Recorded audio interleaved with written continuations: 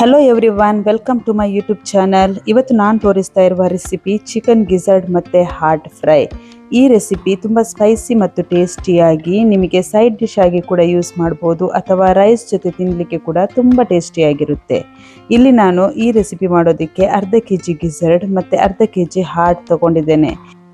ಹಾಗೆ 2 medium size onion, 1 tomato, ಸ್ವಲ್ಪ ಕರಿ leaves, ಸ್ವಲ್ಪ ಕೊತ್ತಂಬರಿ ಸೊಪ್ಪು ಹಾಗೆ ಜಿಂಜರ್ ಗಾರ್ಲಿಕ್ ಪೇಸ್ಟ್ ಕೂಡ ತಗೊಂಡಿದ್ದೇನೆ.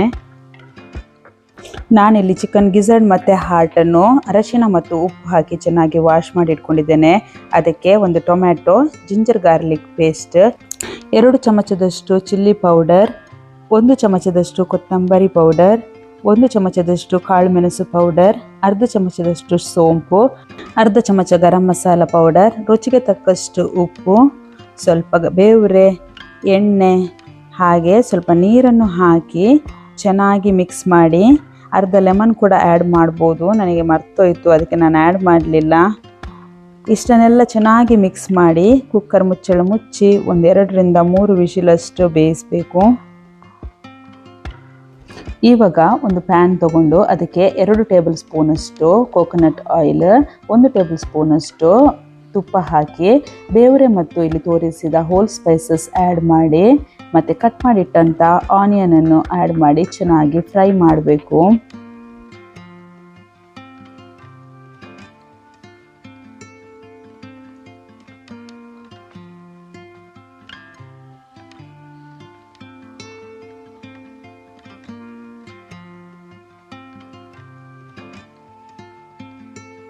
ಇಲ್ಲಿ ನೋಡಿ ಆನಿಯನ್ ಚೆನ್ನಾಗಿ ಫ್ರೈ ಆಗಿದೆ. ಈ ಸ್ಟೇಜಲ್ಲಿ ನಾವು ಬೇಯಿಸಿಟ್ಟ ಚಿಕನ್ ಗಿಝರ್ಡ್ ಮತ್ತು ಹಾರ್ಟನ್ನು ಆ್ಯಡ್ ಮಾಡಿ ಅದರ ನೀರು ಸ್ವಲ್ಪ ಆರೋವರೆಗೂ ಚೆನ್ನಾಗಿ ಫ್ರೈ ಮಾಡಿ.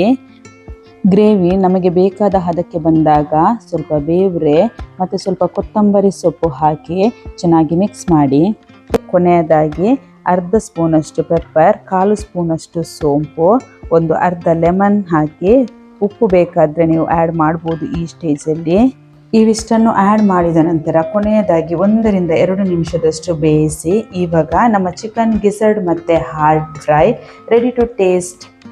ಹೇಗಿದೆ ಅಂತ ನೀವು ಕೂಡ ಟ್ರೈ ಮಾಡಿ ನನಗೆ ಕಾಮೆಂಟ್ಸ್ ಮೂಲಕ ತಿಳಿಸಿ. Thanks for watching. ಇನ್ನೊಂದು ರೆಸಿಪಿಯೊಂದಿಗೆ ಮತ್ತೆ ಸಿಗುವ. ಬಾಯ್.